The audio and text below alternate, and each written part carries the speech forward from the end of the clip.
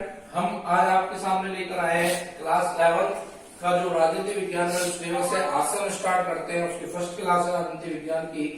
और इसके अंतर्गत हम केवल राजनीति विज्ञान के परिचय के बारे में जानेंगे, अर्थात किसी विषय, किसी भी क्षेत्र, किसी भी कार्य के का अध्ययन करने के पहले या उसको उपयोग करने के पहले हमें उसकी पूर्ण रूप से अर्थ और परिभाषा में पता होनी चाहिए। अगर हम उसके अर्थ और परिभाषा उत्पत्ति के बारे में पूर्ण ज्ञान प्राप्त नहीं कर पाते तो उसका अध्ययन करना हमारे लिए निरर्थक हो जाता है। अब बात करते हैं हम राजनीति विज्ञान की। राजनीति विज्ञान की अगर हम बात करें तो राजनीति विज्ञान विद्यार्थी के लिए कोई नया विषय नहीं होता है, अर्थात इसका अध्ययन हम पूर्व में भी कर चुके होते हैं, अर्थात 11th क्लास के पहले भी हम इसका अध्ययन कर चुके होते हैं। और इसका ही नहीं, हम चाहे भूगोल की बात करें, इतिहास की बात करें, राजनीति विज्ञान की, चाहे अर्थशास्त्र की, हम इन सभी विषयों का अध्ययन 10th क्लास तक भी करते हुए आते हैं। बस अंतर इतना होता है, 10th क्लास तक हम जब इन विषयों का अध्ययन करते हैं तो संक्षिप्त रूप में होता है, अर्थात एक विषय के हम 3 या 4 लेसन पढ़ते हैं। इसी प्रकार से इतिहास के 4 लेसन, भूगोल के 4 लेसन, राजनीति विज्ञान, अर्थशास्त्र के 4 लेसन उसमें बुक में जोड़कर और एक विषय बनाई जाती है एसएस, जिसको सोशल साइंस अर्थात सामाजिक विज्ञान कहा जाता है। वहां पर इनका पार्टीशन होता है। पार्टीशन की बात करें तो यहाँ पर सबसे पहले हम बात करते हैं भूगोल की। भूगोल के अंतर्गत जो अध्ययन करते हैं वो प्रकृति से संबंधित अध्ययन होता है। अब प्रकृति से संबंधित अध्ययन कोई भी प्रकार का हो सकता है, चाहे वो जलवायु को लेकर हो, चाहे वो वन क्षेत्र को लेकर हो, खाद्यान्न फसलों को लेकर हो, चाहे हम मौसम की बात करें या सूर्य, पृथ्वी आदि किसी भी नक्षत्र, ग्रह, उपग्रह की बात करें तो वो संपूर्ण अध्ययन भूगोल के अंतर्गत आता है। प्रकृति से जुड़ा हुआ अध्ययन है, अर्थात प्रकृति से जुड़ा हुआ कोई भी अध्ययन जब हम करते हैं तो उसी विषय को हम भूगोल बोलते हैं। इसके बाद दूसरा विषय आता है आपका इतिहास। इतिहास की हम बात करें तो इतिहास के अंतर्गत जो अध्ययन किया जाता है वो बीते हुए समय का अध्ययन होता है। बीते हुए समय का अध्ययन का अर्थ है किसी भी राजा महाराजा का शासन काल रहा हो, किसी भी प्रकार के कार्यकाल की हम बात करें या किसी प्रकार के युद्ध की बात करें, मुद्राओं का प्रचलन, या हम बात करें आदिकाल की, मानव किस प्रकार से आदिकाल में रहा करता था, गुफाओं में रहा करता था, ये सब अध्ययन बीते हुए समय का हो गया। आज हम जिस अध्ययन को कर रहे हैं, कल हम जब आने वाले कल में इस अध्ययन के बारे में बात करेंगे तो वो भी भूतकाल में चला जाएगा। अर्थात बीता हुआ कोई भी समय, बीती हुई कोई भी जानकारी जो होगी वो इतिहास के अंतर्गत हम पढ़ते हैं, सुनते हैं, देखते हैं। अब इसके बाद हम बात करते हैं राजनीति विज्ञान की। राजनीति विज्ञान के अंतर्गत अध्ययन करते हैं हम शासन व्यवस्था का। राष्ट्र की जो संपूर्ण शासन व्यवस्था होती है, चाहे वो शासन व्यवस्था लोकतांत्रिक हो, राजतांत्रिक हो, चाहे वो शासन व्यवस्था राष्ट्र की हो या राज्य की हो, चाहे हम बात करें प्रधानमंत्री राष्ट्रपति की, चाहे हम बात करें राज्यपाल और मुख्यमंत्री की, चाहे हम बात करें संसद की या हम बात करें विधानमंडल की, अर्थात राष्ट्रीय और राज्य की संपूर्ण शासन व्यवस्था होती है। इसके साथ साथ संविधान, जो राष्ट्र का संविधान होता है, और सरकार का जो अध्ययन होता है, इन संपूर्ण अध्ययनों की जो जानकारी हम प्राप्त करते हैं वो राजनीति विज्ञान विषय में ही प्राप्त करते हैं। चौथा विषय आता है इसमें आपके अर्थशास्त्र। अर्थशास्त्र अर्थ के साथ साथ अगर हम बात करें तो कॉमर्स में भी इसको पढ़ा जाता है। और अर्थशास्त्र विषय क्या है, इसके अंतर्गत हम व्यापार से संबंधित जानकारी प्राप्त करते हैं। एक देश दूसरे देश से व्यापार करता है या एक ही राष्ट्र के लोग आपस में व्यापार करते हैं, मुद्राओं का प्रचलन होता है, अर्थव्यवस्था जो होती है, अंतरराष्ट्रीय व्यवस्था हो, राष्ट्रीय व्यवस्था हो या राज्य स्तर की अर्थव्यवस्था हो, इन सभी प्रकार की अर्थव्यवस्थाओं का अध्ययन जो हम करते हैं वो अर्थशास्त्र के अंतर्गत करते हैं। इन सभी विषयों के विचारक, प्रतिपादक जो जनक रहे वो अलग अलग रहे। सबसे पहले अगर हम बात करें राजनीति विज्ञान की, हम यहाँ पर राजनीति विज्ञान के बारे में ही विस्तार से अध्ययन करेंगे। बाकी जो विषय है उसके जो विषय विशेषज्ञ है उनके द्वारा आपको जानकारी दी जाएगी, उनके परिचय के बारे में आपको समझाया जाएगा। अगर हम बात करें हमारे विद्यालय की तो यहाँ पर जैसे भूगोल के विशेषज्ञ है श्रीमान लोकेश जी सर जो है वो आपको इसकी जानकारी देंगे। इतिहास की अगर हम बात करें तो इतिहास की जानकारी आपको यहाँ पर दीपक जी सर है उनके द्वारा दी जाएगी।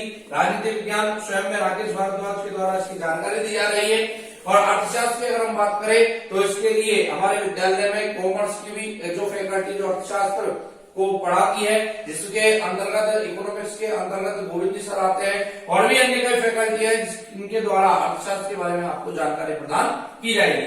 अब हम अपने विषय पर आते हैं राजनीति विज्ञान के विषय पर। राजनीति विज्ञान जिसके जनक जो है वो अरस्तु थे और ये यूनान के प्रसिद्ध विद्वान माने जाते हैं। जैसा कि आपको मैंने बताया, किसी भी विषय को पढ़ने के पहले, किसी भी विषय का अध्ययन करने के पहले उसकी उत्पत्ति, उसका अर्थ, उसकी परिभाषा के बारे में हमें पूर्ण ज्ञान होना चाहिए। तब तो हम उसके अध्ययन करने का महत्व हमारे लिए है। और अगर ये अर्थ परिभाषा में पता नहीं है तो उसका महत्व जो है वो महत्वहीन हो जाता है। जिस प्रकार से अगर हम बात करें कि हम लोग खाना क्यों खाते हैं, अगर हमें इसका महत्व ही पता नहीं क्यों खाते हैं, केवल एक इसलिए कि हमारा पेट भर जाए, ये अगर इसलिए हम खाते हैं तो उसका अर्थ ही हमारे लिए समाप्त हो जाता है। लेकिन अगर हमें पता है कि खाना खाने से हमारे शरीर में ऊर्जा उत्पन्न होती है, हमारी कार्य क्षमता बढ़ती है, हम कार्य करने योग्य होते हैं, तो फिर उस खाने का अर्थ हमारे लिए महत्व रखता है।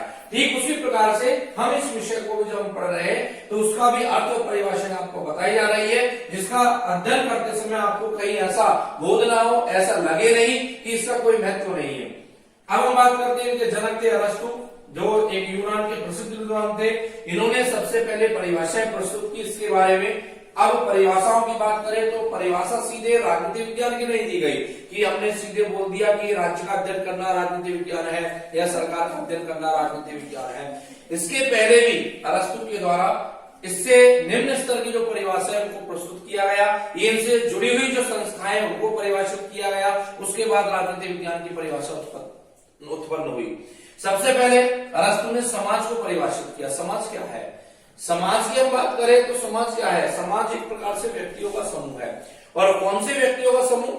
व्यक्तियों की मूलभूत आवश्यकताओं की पूर्ति करने वाली संस्था जो है वही समाज होती है। व्यक्तियों की मूलभूत आवश्यकताएं क्या होती है? जैसे रहने के लिए हमें अनाज की आवश्यकता पड़ती है, पढ़ने के लिए विद्यालय की आवश्यकता पड़ती है, रहने के लिए मकान की आवश्यकता पड़ती है। अब इन सब आवश्यकताओं की पूर्ति अकेला व्यक्ति नहीं कर सकता।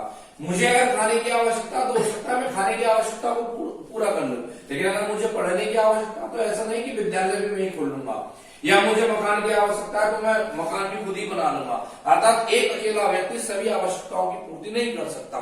इसके लिए क्या होता है, समाज में एक व्यक्ति मकान बनाने का कार्य करता है, एक व्यक्ति मकान बनाने का कार्य करता है जो हमें मकान बनाकर देता है, रहने की व्यवस्था को पूरा करता है। एक व्यक्ति विद्यालय का संचालन करता है जो हमें शिक्षा की आवश्यकता को पूरा करता है। एक व्यक्ति खेतों में अनाज उगाता है किसान के रूप में जो हमारी खाने की आवश्यकताओं को पूरा करता है। अर्थात उन सभी लोगों का जो समूह होगा एक एक व्यक्तियों का, वो सभी लोग हमारी आवश्यकताओं की पूर्ति कर रहे हैं और उस समूह को ही हम समाज कहेंगे।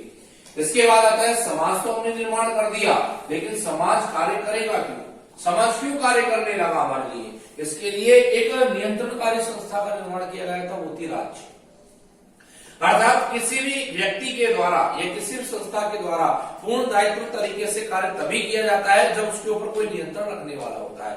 अगर उसके ऊपर कोई नियंत्रणकारी व्यक्ति या बाध्यकारी संस्था नहीं है तो वह व्यक्ति वो संस्था कार्य नहीं करेगी। जैसे अगर हम बात करें कि एक कक्षा में 50 बच्चों की कक्षा है और उसके अंतर्गत तो वो विद्यार्थी शांतिपूर्ण तरीके से और अहिंसात्मक तरीके से तभी बैठे रह सकते हैं जब एक टीचर वहां पर होगा। अर्थात टीचर है उन पर नियंत्रण रखने वाला है, एक शिक्षक जो है वो उन पर नियंत्रणकारी संस्था माने या नियंत्रणकारी व्यक्ति माने। तो इस प्रकार से समाज भी इसीलिए कार्य करती है क्योंकि समाज के ऊपर भी एक नियंत्रणकारी संस्था है और उस नियंत्रणकारी संस्था या बाध्यकारी संस्था को हम क्या कहेंगे? उसको हम बोलते हैं राज्य। अर्थात समाज पर नियंत्रणकारी या बाध्यकारी संस्था ही राज्य कहलाती है। इसके बाद इसकी परिभाषा बड़ी आसान और सरल होती चली जाती है। राज्य को हम राजनीति कहते हैं और जिस विज्ञान या शास्त्र के अंतर्गत हम राजनीति का अध्ययन करते हैं, राज्य को ही हम राजनीति कहते हैं और जिस विज्ञान और शास्त्र के अंतर्गत हम राजनीति का अध्ययन करते हैं उसे ही हम राजनीति विज्ञान कहते हैं। ये अरस्तु के द्वारा अर्थात जनक के द्वारा ये परिभाषा प्रस्तुत की गई है। इसकी उत्पत्ति किस प्रकार से हुई थी? एक ग्रीक भाषा का शब्द था पॉलिस और पॉलिस का अर्थ होता है नगर में राज्य। इस पॉलिस शब्द को जब एशिया के राष्ट्रों में या यूरोप अन्य राष्ट्रों में जब लाया गया तो उस पॉलिस से बना पॉलिटिक्स और पॉलिटिक्स का हिंदी अर्थ होता है राजनीति। अर्थात वही प्रक्रिया निकल कर आती है कि जिस विज्ञान और शास्त्र के अंतर्गत राजनीति का अध्ययन किया जाता है उसी को हम राजनीति विज्ञान कहते हैं। यहाँ पर परिभाषाएं कई विद्वानों के द्वारा प्रस्तुत की गई है, आगे भी आपको बताई जाएगी जैसे गवर्नर के अनुसार, प्लेटो के अनुसार, सुकरात के अनुसार। लेकिन कई बार ऐसी स्थिति उत्पन्न होती है कि हम किसकी परिभाषा को महत्वपूर्ण माने। तो जब ऐसा कंफ्यूजन हमारे सामने उत्पन्न हो जाता है, चाहे वो किसी भी विषय में हो, किसी भी कार्य में हो, ऐसा कंफ्यूजन जब हमारे सामने उत्पन्न हो जाता है तो ऐसी स्थिति में हमें उसी की परिभाषा महत्वपूर्ण माननी चाहिए जो परिभाषा उसके जनक के द्वारा दी गई है, अर्थात जिसने उस विषय का, उस कार्य का निर्माण किया है। तो ये आपके राजनीति विज्ञान का परिचय था, इसके बारे में आपको बताया गया।